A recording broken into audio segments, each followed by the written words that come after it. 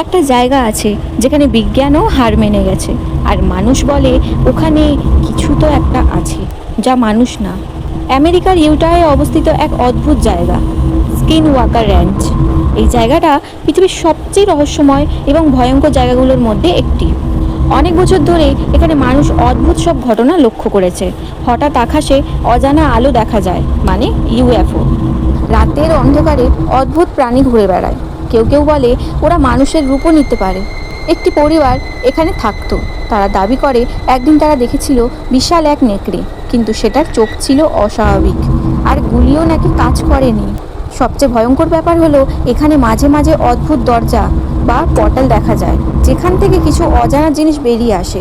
কিছু বিজ্ঞানী এখানে গবেষণা করতে গিয়ে নিজেরাই ভয় পেয়ে যায়, কারণ তারা এমন কিছু দেখেছিল যা ব্যাখ্যা করা সম্ভব না। অনেকে বিশ্বাস করে এটা অন্য জগতের দরজা অথবা এলিয়েনদের গোপন জায়গা, আবার কেউ বলে এটা অভিশপ্ত ভূমি। আজও স্কিন ওয়াকার র্যাঞ্চ রহস্যে ঘেরা।